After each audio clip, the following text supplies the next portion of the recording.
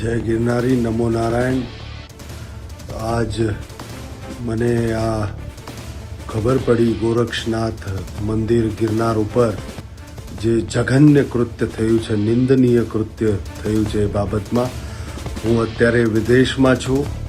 અહીંયા હજી થોડી વારમાં સવાર થઈ છે એટલે અહીંયા રાત હોવાથી મારા ફોન સાયલેન્ટમાં હતા અને રાત્રિમાં ફોન સાયલેન્ટમાં હોવાથી ઘણાના ફોન આવ્યા। હમણાં જ મેં સમાચાર પણ વાંચ્યા અને વિડીયો જે બનાવ બન્યો છે એના વિડીયો જોયા।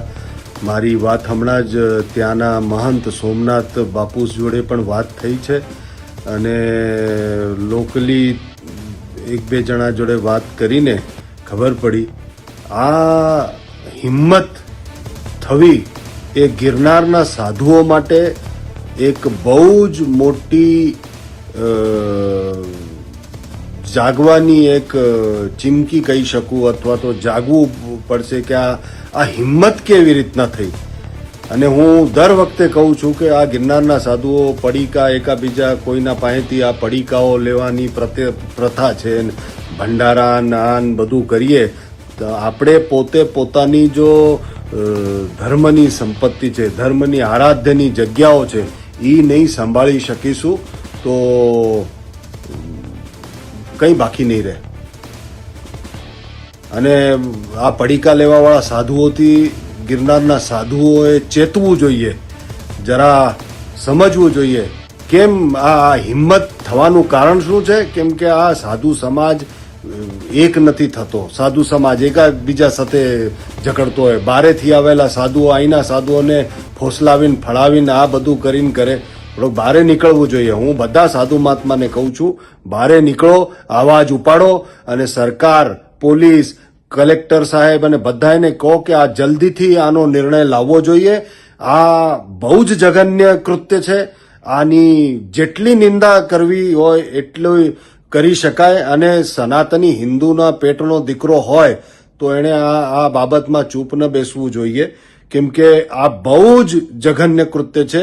અમારા આરાધ્યના દેવતાઓના ગળા કાપીને મૂર્તિને ખંડિત કરીને તમે માથું ફેંકી દો, આ સહનશીલતાનો પરાકાષ્ઠા છે।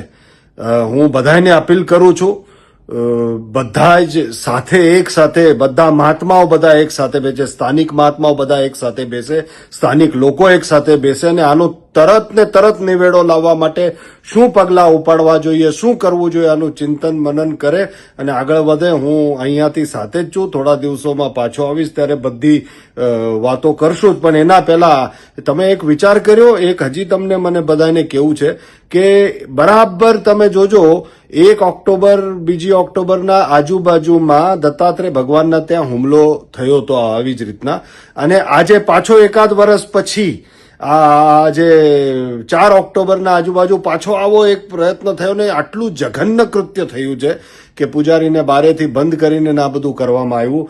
હું કહું છું કે આપ સૌએ તરત જ મિટિંગો કરીને તરત જ આના ઉપર પગલાં લેવા માટે શું કરવું જોઈએ એની આગળ વધવું જોઈએ।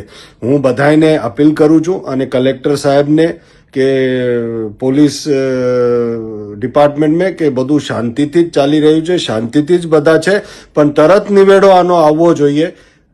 નિવેડો આવવો ખૂબ જ જરૂરી છે। સાધુ સમાજ આવી રીતના સહનશીલતાનો પરિચય આપે કેટલા દિવસ આપશે? તો આપને પણ વિનંતી છે, સરકારને વિનંતી છે। જય ગિરનારી, નમો નારાયણ। લોહી ઉકળી રહ્યું છે।